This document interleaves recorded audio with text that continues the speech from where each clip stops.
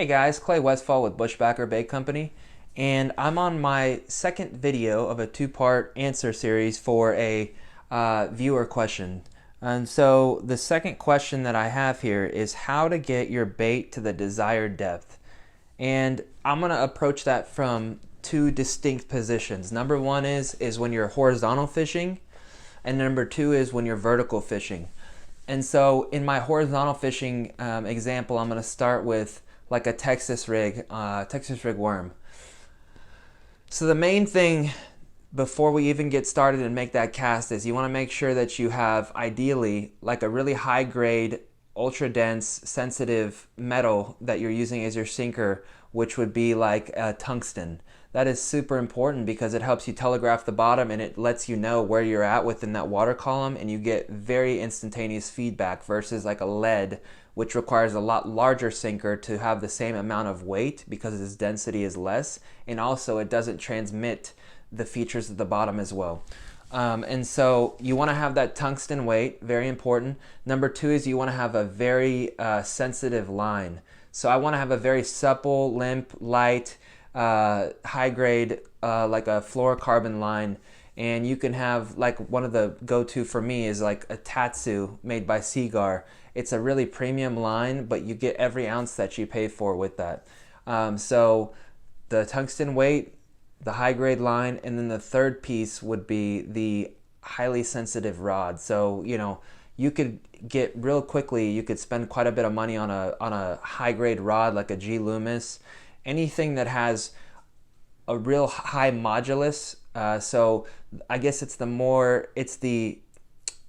the individual units that comprise the actual structure of the blank for the rod. The more modulus, the highest number, the higher the number, the more sensitive it is. So, like G Loomis makes like an $800 rod. They make like a $500 rod. They have all these levels. If you're able to afford it and have a really sensitive rod with the line and the weight, you're gonna know immediately if your bait's on the bottom or not. So that's the key with the horizontal and the Texas rig and all that. One other thing I would say is just some baits are made for swimming, some baits are made from dragging on the bottom. You can kind of manipulate how your action is and turn a bait that you would traditionally see fish in the bottom into something that swims. Like a lot of times I'll throw out a ribbon-tailed worm and just start reeling it in. But when I'm doing that, what I'm being mindful of is I'm being mindful of the rate at which the bait falls, and I'm also with that considering the line diameter. So if I go to a 15, 20 pound test that I throw out there versus like a 10-pound line, it's going to take a lot longer to get down because the thick diameter creates resistance in the water. And so, one of the things that you would do is to try to count down how long it takes to sink by throwing it out there and just, 1 Mississippi, 2 Mississippi, and getting it to where it hits the bottom, okay, it took 12 seconds or whatever. That's kind of, I would use that as, kind of your starting point, and then just kind of make subtle adjustments. And then if you're wanting to swim a bait, you can hop it back and forth and kind of just adjust your rud tip up about 10 inches or something, drop it down, and you know that you're staying in that certain depth band that you're wanting to target based on what you see on your graph and where you see that those fish are. But once again, I want to point out that it's hard to target those suspending fish, and you have to either do one of two things. You need to, usually in fishing, you need to make contact with cover, or you need to have a change of direction right above or below fish that are suspended in a group. Swim baits are an exception, but like generally speaking. So I'm always trying to, especially with a crankbait, I'll fire it out there, boom. Crankbait gets down to 15 feet, I'm reeling it.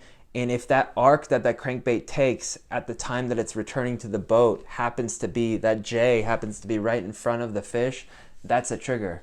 And the other one, like I said, the swim bait's kind of an exception, and I just want to tuck that in there because it's a special thing. But that paddle tail and the really natural look of a swim bait, how supple it is and how natural the material is that it's made out of, it has a lot of drawing power, and it's a very visual technique, and a lot of times you'll pull fish from a school just on curiosity. So that's kind of a unique deal.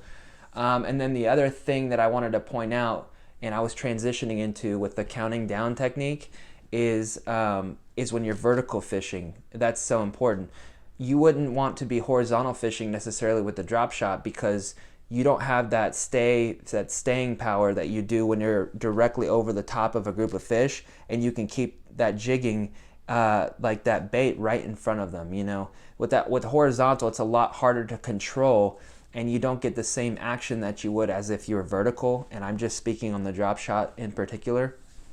But a lot of people do the drop shotting, and there's a speed. They'll employ speed, so they'll get right over the top of where they know that there's a group of fish, and they'll drop it like almost on slack line, and it'll right past them, and then they jig it, and they come right up top through the group of fish, and that speed and change in direction makes those fish fire. And then a lot of times after they do that, they'll just let it sit, and the fish just, you know, gets up real close to it and just kind of, you know, it's a trigger. So manipulating the angles and the fall rate is super important. But like I said, it's the countdown technique, and it's super important that you always remember, hey, you know, it's based on your line diameter and the size of the line because of the resistance in the water.